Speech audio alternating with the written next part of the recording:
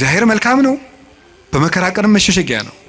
ስለዚህ ተራሮች ተነስተው ወደ ባህር ልብ እንኳን ተነስተው ቢገቡ ወይም ቢነቀሉ አንደነግጥም፣ የያዕቆብ አምላክ መጠጊያችን ነውና በእኔ በኩል የሚገባ ይድናል።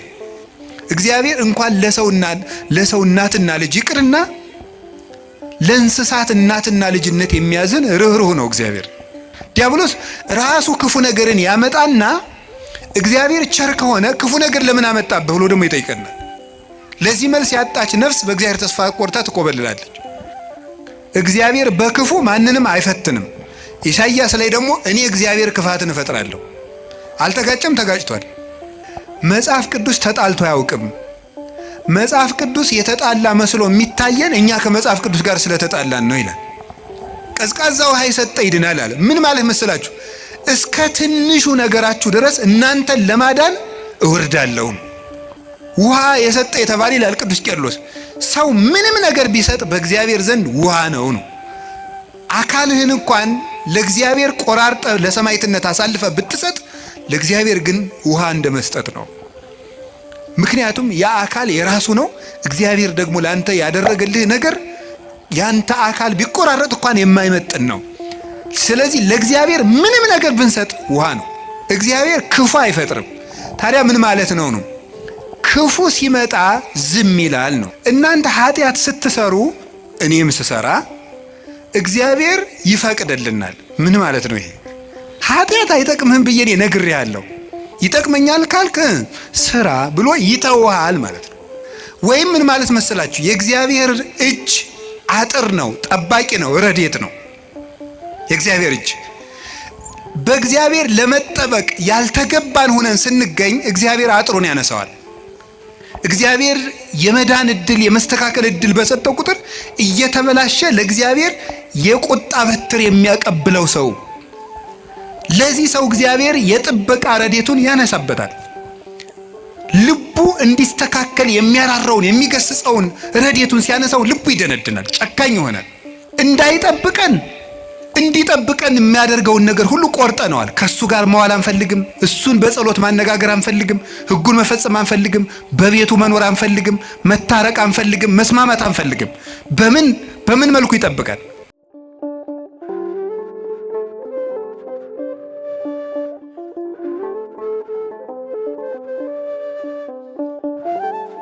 ሰይጣንን እንዲፈትነን ለምን ይፈቅድለታል በሚል ርዕስ ነው የምንማማረው።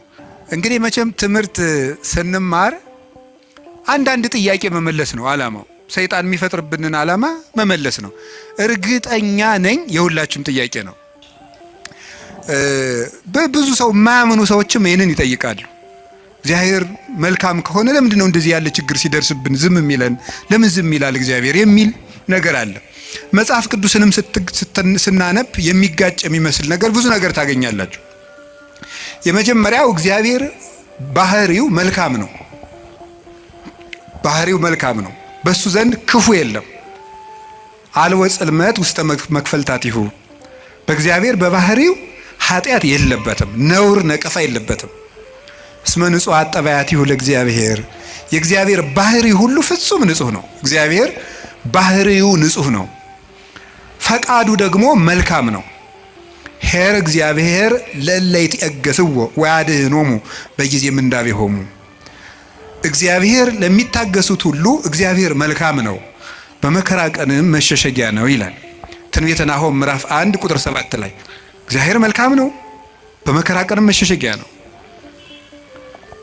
ወምስካኢነ ውእቱ አምላኩ ለያዕቆብ። የያዕቆብ አምላክ መጠጊያችን ነው። ወበይንተዝህ ኢንፈርህ ለማድለቅለቀት ምድር ወለመኒ ፈለሱ አድባር ውስተ ልበ ባሕር። ስለዚህ ተራሮች ተነስተው ወደ ባህር ልብ እንኳን ተነስተው ቢገቡ ወይም ቢነቀሉ አንደነግጥም፣ የያዕቆብ አምላክ መጠጊያችን ነውና። እግዚአብሔር ያበርህ ሊተ ምንትኑ ያፈራህኒ። እግዚአብሔር ብርሃኔና መድኃኒቴ ነው፣ የሚያስፈራኝ ምንም የለም። እግዚአብሔር ምእመና ለሕይወቴ። እግዚአብሔር የሕይወቴ መታመኛዋ ነው። ምንም የምፈራው ነገር የለም። እመኒ ጸብአኒ ተአይን እይፈራህኒ ልብየ። ሰራዊት እንኳን ከቦ ቢወጋኝ እግዚአብሔር መታመኛዬ ነውና አልፈራም ይላል። ስለ እግዚአብሔር ብርሃን ነው። እግዚአብሔር መድኃኒት ነው። እግዚአብሔር መልካም ነው። እሱ ራሱ ኖራል። አነ ውእቱ ኖላዊ ኄር ዘበአማን፣ እኔ እውነተኛ እረኛ መልካም እረኛ እኔ ነኝ ይላል። በጎ እረኛ እኔ ነኝ። እንኳን በአፋ ሆኖ መጠበቅ ይቅርና ራስን አሳልፎ በመስጠት እንኳን የሚጠብቅ እረኛ ነው እሱ። እግዚአብሔር ንጉሥ ሆኖ መጠበቁ፣ አምላክ ሆኖ መጠበቁ፣ በሰማያዊት መንግስቱ በግርማ መለኮቱ ሆኖ መጠበቁ ድንቅ ነው። ከዚያ ያለፈ ደግሞ የሚደንቀው ራሱን በመስጠት የጠበቀን እረኝነት ግሩም ነው። ለእኛ ራሱን አሳልፎ መስጠቱ። እግዚአብሔር እኔ ቸር እረኛ ነኝ ብሏል። እኔ ቸር እረኛ ነኝ፣ በጎቼም እኔን ያውቁኛል፣ ድምፄንም ይሰማሉ። በእኔ በኩል የሚገባ ይድናል። እኔ የበጎች በር ነኝ። ዘዋንተ ኀቤ ውእቱ ይድህን፣ በእኔ በኩል የሚገባ ይድናል። ይበው ወይወፅእ፣ ይገባል ይወጣል። ወይረክብ ምርአየ፣ መሰማሪያም ያገኛል ይላል። ስለዚህ በጎቼ እኔን ያውቃሉ፣ እኔም በጎቼን አውቃለሁ። አልቦ ዘየሐይደኒዮን እምዴ፣ በጎቼን ከእጄ የሚነጥቃቸውም ከቶ የለም ይላል። እንግዲህ እግዚአብሔር ጠባቂያችን ነው፣ እረኛችን ነው፣ መልካም ነው፣ ቸር ነው። እግዚአብሔር ሰው እንዲጠፋም አይፈልግም። ኢፈነወ እግዚአብሔር ለወልዱ ከመ ይትሐጐል ኩሉ ዓለም አላ ከመ ይሕየው። እግዚአብሔር ዓለሙ ሁሉ እንዲድን እንጂ እንዲጠፋ ልጁን አላከውም ይላል። እግዚአብሔር ዓለሙ ሁሉ እንዲድን ነው እንጂ እንዲጠፋ አይፈልግም። ቅድምም ብፁዕ አባታችን እንደጠቀሱልን ጢሞቴዎስ ምዕራፍ 2 ቁጥር 1 ላይ ሲናገር ዘይፈቅድ ይሕየው ኩሉ ዓለም ዘአነ ቀዳሚሆሙ ለኃጥአን፣ የኃጥአን መጀመሪያቸው የምሆን እኔንም ጨምሮ ዓለም ሁሉ እንዲድን የሚወድ እግዚአብሔር ይላል ቅዱስ ጳውሎስ። ዓለም ሁሉ እንዲድን የሚወድ እግዚአብሔር የሚወደው ዓለም ሁሉ እንዲድን ነው። ወይኩን ፈቃድከ እንላለን። ፈቃድህ በሰማይ እንደሆነች እንዲሁም በምድር ትሁን እንላለን። ቅዱስ ዮሐንስ አፈወርቄን ሲተረጉም ፈቃዱሰ ለእግዚአብሔር ድህነተ ዓለም ውእቱ ይላል። ፈቃድህ ይሁን እያልን እንጸለያለን። ፈቃዱ ምንድን ነው ይልና የእግዚአብሔር ፈቃዱ ዓለም እንዲድን ነው ይላል። ሰዎችን ሁሉ ይወዳል፣ ለፍጥረት ሁሉ ይራራል። እግዚአብሔር ፍጥረትን እግዚአብሔር እንኳን እሱ ይቅርና ቅዱሳን ቸሮች ናቸው። የቅዱሳን ቸርነት ከሰው አንሶ እስመ ነፍሰ ጻድቅ ይትራራ ላዕለ ነፍሰ እንስሳው፣ የጻድቅ ሰው ነፍስ ለእንስሳ እንኳን ይራራል ይላል። ጻድቅ ለእንስሳ እንኳን የሚያዝን ነው። እግዚአብሔርን ተውት። አንድ ሰው እግዚአብሔርን መምሰል ሲጀምር ለእንስሳ እንኳን የሚያዝን ይሆናል። ለእንስሳት የሚያዝን ይሆናል። ዛሬም ድረስ አሉ ለእንስሳት የሚያዝኑ። በገጠር ያሉት ያዝናሉ። የከተማው ሰው እንጃ ያላውቅም፣ ከተማ ስለማልኖር። የገጠር እናቶች ጤፍ እንኳን ሲያበጥሩ ለወፎቹ ይተውላቸዋል፣ እንዲለቅሙ ይተውላቸዋል። ለዝንጀሮ ይተዋል። በኦሪት ዘዳግም ማለት ቃርሚያ በቃረምክ ጊዜ አዝመራህን ጨርሰህ አትጨደው፣ ለድሃና ለአውሬ ተው ተብሏል። ርኅራኄ የብሉይ ኪዳንም የሐዲስ ኪዳንም አስተምሮ ነው። ጥጃውን አርደህ በእናቱ ወተት አትቀቅለው ይላል። የቸርነት ስራ ነው ይሄ። ርኅሩህን ነው። በእናትና በልጅ መካከል ገብተህ ጭካኔን አታድርግ ማለት ነው። እናትና ልጅን መለየት ጭካኔ ስለሆነ እግዚአብሔር እንኳን ለሰው እናትና ልጅ ይቅርና ለእንስሳት እናትና ልጅነት የሚያዝን ርኅሩህ ነው እግዚአብሔር። ለእንስሳቱ ርኅራኄ ሰርቶላቸዋል። አህያውን ያለመጠን እንዳይጭኑት ስርዓት ሰርቷል እግዚአብሔር። በሬና በሬ እንዳይዋጋ ስርዓት ሰርቷል። አንዱ በሬ የአንዱን በሬ ወግቶ እንዳይገድል ኦሪት ዘጸአት ምዕራፍ 21 ላይ እንደተጻፈልን። ስለዚህ እግዚአብሔር ለእንስሳት እንኳን እንድናዝን ፈጥሮናል። ለሁሉ ልክ መልክ ሰጥቶ ነው የፈጠረ እግዚአብሔር። ሁሉም እንኳን እሱ የእሱ ቅዱሳን እንኳን ቅዱሳን እሱ የፈጠረው ፍጥረት እንኳን መልካም ነው። 6 ቀን የፈጠረው ፍጥረት ሁሉ ወሬ እግዚአብሔር ከመሰናይ ወሬ እግዚአብሔር ከመሰናይ እግዚአብሔርም ያ መልካም እንደሆነ አየ እያለን የደመደመው የፈጠረው ፍጥረት ሁሉ እግዚአብሔር መልካም ነው። እንግዲህ እግዚአብሔር መልካም ከሆነ ቸርም ከሆነ እንዳንጠፋም የሚፈልግ ከሆነ እንድንድንም የሚፈልግ ከሆነ ቸር እረኛችንም ከሆነ እሱን ከተጠጋን ምንም የሚነጥቀን ከሌለ በሱ ስም እያመንን እሱን ጥግ እያደረግን የሱን ስም እየጠራን እየጸለይን እያስቀደስን በጎ እግዚአብሔር የት ሄዶ ክፉ ይደርስብናል የሚል ጥያቄ ሁላችንም እንጠይቃለን። ዲያብሎስ ራሱ ክፉ ነገርን ያመጣና እግዚአብሔር ቸር ከሆነ ክፉ ነገር ለምን አመጣብህ ብሎ ደግሞ ይጠይቀናል። ለዚህ መልስ ያጣች ነፍስ በእግዚአብሔር ተስፋ ቆርጣ ትቆበልላለች። ለምንድነው እግዚአብሔር የማያዝንልኝ? አንዳንድ ጊዜ ደግሞ እንደውም በተለይ ያሁኑ ትውልድ ምን ብሎ ሊጠይቅ ይችላል? ቆይ እግዚአብሔር በእኔ ስቃይ ደስ ይለዋል ይላል። እግዚአብሔር በእኔ ስቃይ ደስ ይለዋል ወይ? ለምንድነው እኛ ስንሰቃይ ዝም የሚለው የሚል ጥያቄ እዚሁ ጋር የሚያያዝ አንድ የመጽሐፍ ቅዱስ ጥቅስ ላንሳላችሁ። አነ ውእቱ ፈጠርኩ ብርሃነ ወገበርኩ ጽልመተ። ብርሃንን የፈጠርኩ እኔ ነኝ፣ ጨለማንም የሰራሁ እኔ ነኝ። አመጽ ሰላመ እፈጥር ሰላመ ወእገብር እኪተ። ሰላምንም አመጣለሁ ክፋትንም እፈጥራለሁ። አነ እግዚአብሔር ፈጠርኩ ዘንተ ኩሎ። እኔ እግዚአብሔር ሁሉንም ይሄንን ፈጠርኩ ይላል ትንቢተ ኢሳይያስ ምዕራፍ 45 ቁጥር 6 ላይ እኔ እግዚአብሔር ሰላምን አመጣለሁ ክፋትን እፈጥራለሁ፣ ብርሃንንም ፈጥሬያለሁ ጨለማንም ፈጥሬያለሁ ይላል። እዚያ ላይ እግዚአብሔር መልካም ነው አለ። አሁን ደግሞ እዚህ ላይ እኔ እግዚአብሔር ክፋትን እፈጥራለሁ ይላል። እግዚአብሔር ክፋትን ይፈጥራል? ምን ትላላችሁ? እንዴ እፈጥራለሁ ያለ እኮ ራሱ ነው። እግዚአብሔር ራሱ ነው እኔ ክፋትን እፈጥራለሁ። እኔ እኮ መጽሐፍ ቅዱስ ላይ ነው የጠቀስኩት። እግዚአብሔር እንደዚህ ብሏል፣ እግዚአብሔር ክፋትን እፈጥራለሁ ብሏል ይላል። ምን ትላላችሁ? እኔ ክፋትን የምፈጥር አምላክ ነኝ ይላል። እኔ ሰላምንም አመጣለሁ ጦርነትን የማመጣው እኔ ነኝ ይላል። ከዚያ መልሶስ ደግሞ ምን ይላል? ደግሞ መልእክተ ያዕቆብ ምዕራፍ 1 ቁጥር 3 ላይ ኢያሜክር እግዚአብሔር በእኩይ ይላል። እግዚአብሔር በክፉ ማንንም አይፈትንም ይላል። እንዴት ያለ ነገር ነው! እግዚአብሔር በክፉ ማንንም አይፈትንም።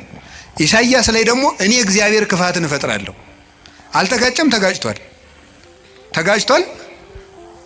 እሺ አልተጋጨም።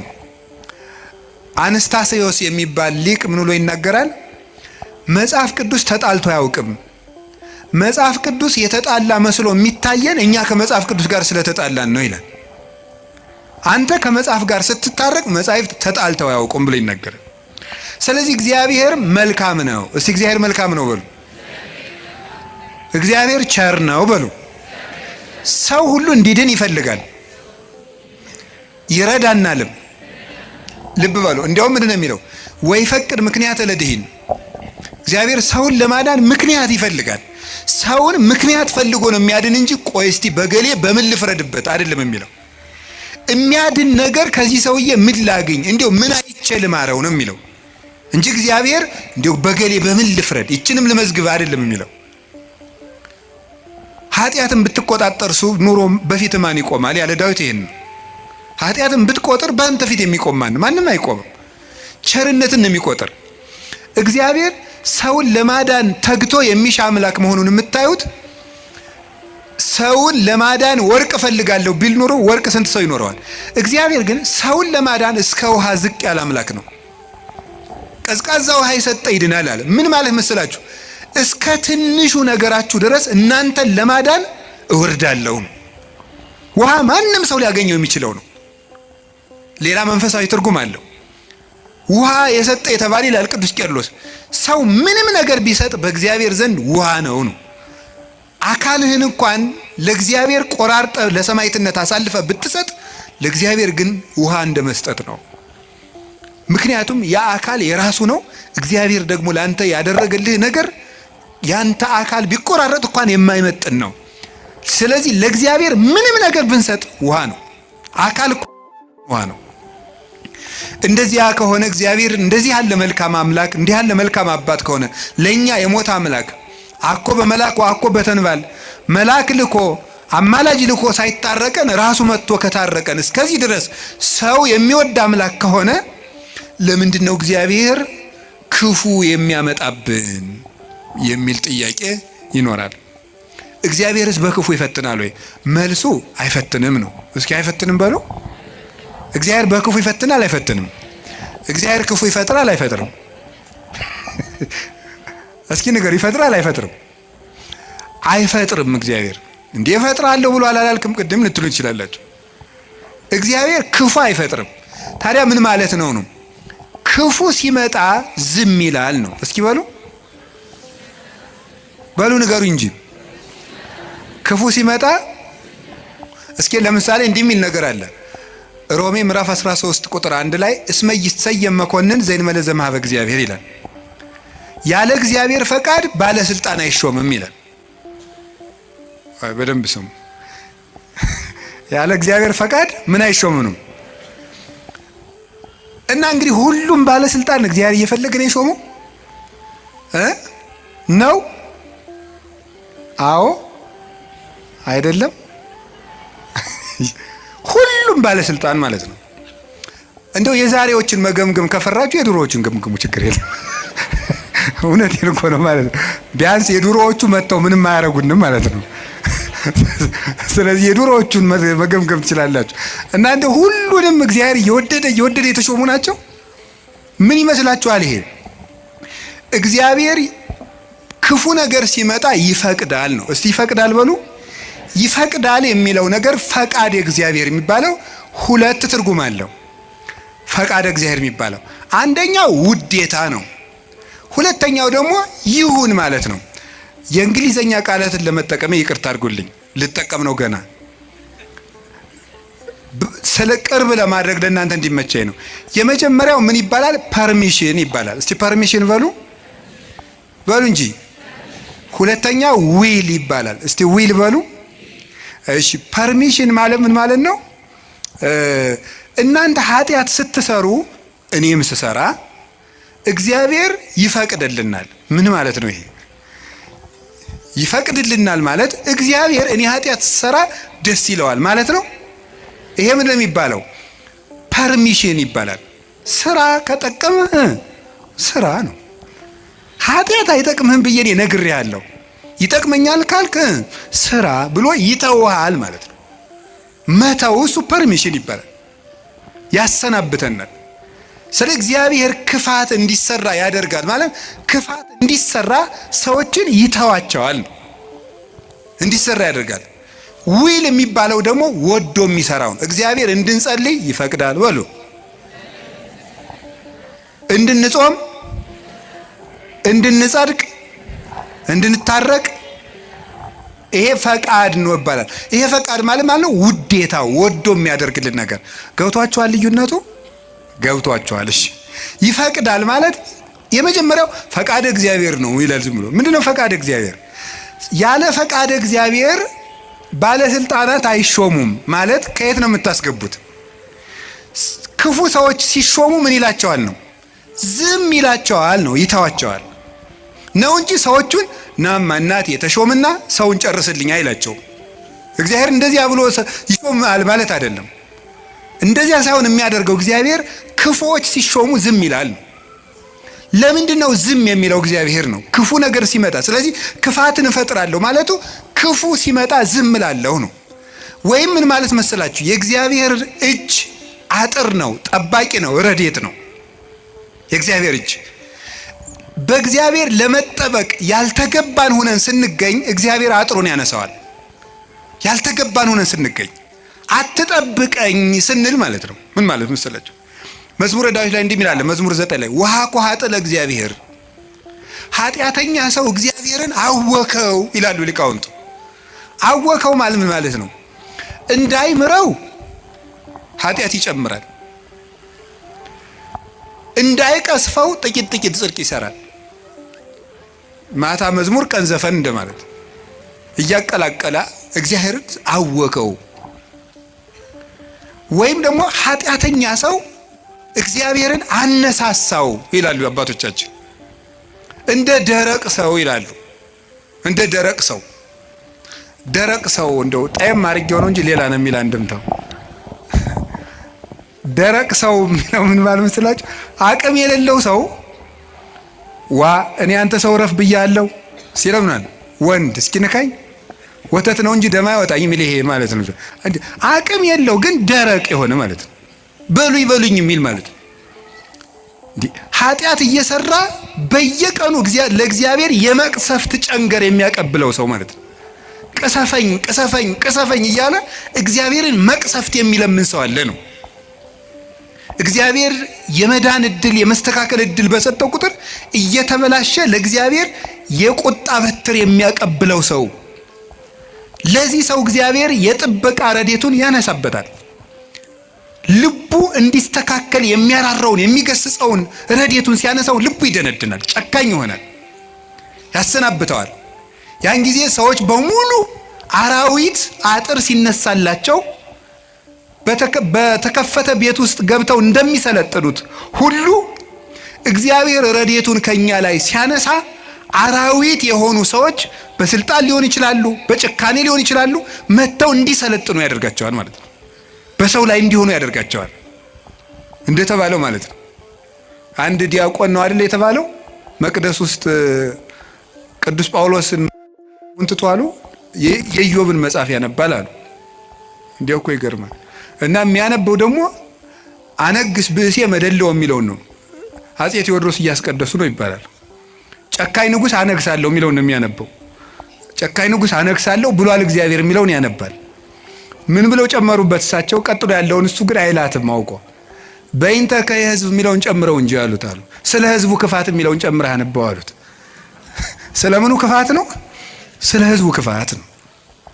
ስለዚህ ክፉ ነገርን ማን ነው ያመጣው ካላችሁን፣ እኛ በሉ ንገሩኝ እንጂ እኛ ነን ክፉ ነገርን የምናመጣው። እግዚአብሔር ክፉ ነገርን አመጣለሁ ማለት ክፉ ነገር ሲመጣ ዝም እላለሁ፣ አሰናብተዋለሁ ማለት ነው።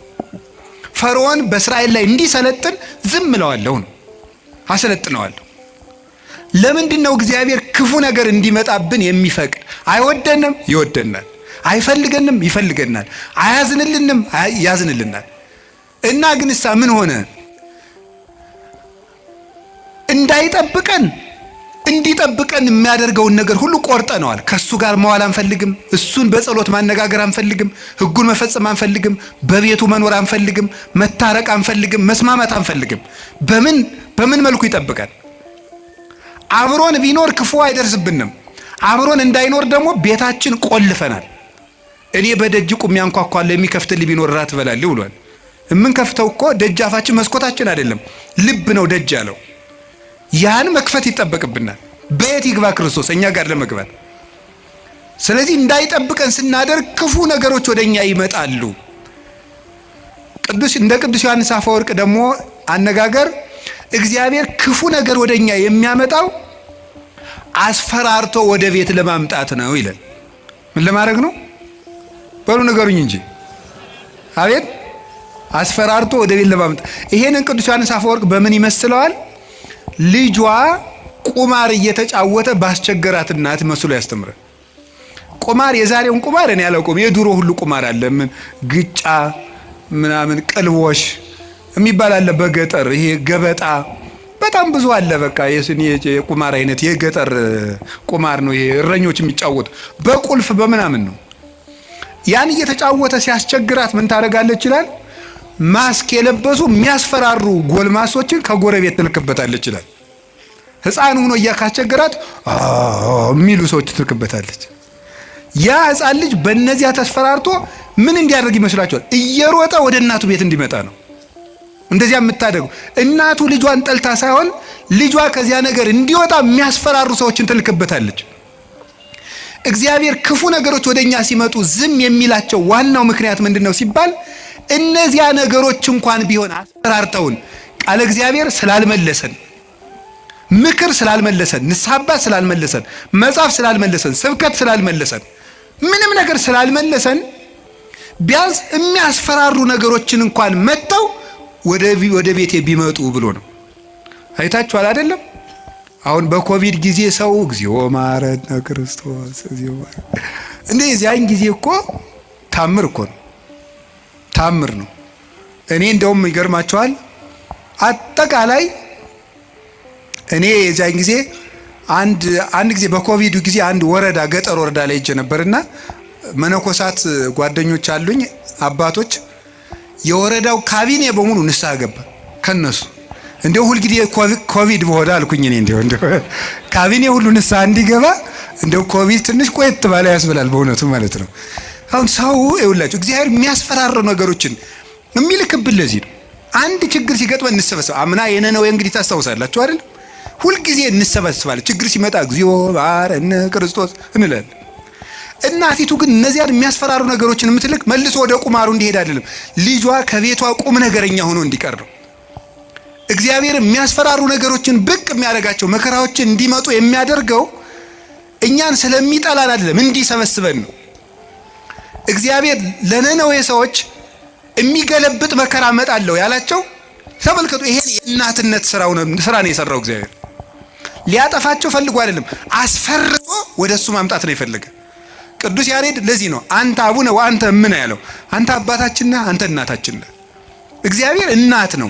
ልጆቹ እንዲከፉበት ስለማይፈልግ የሚያስፈራሩ ነገሮች፣ ዮናስን እኮ ያለው ሂድና አስፈራራ ነው ያለው።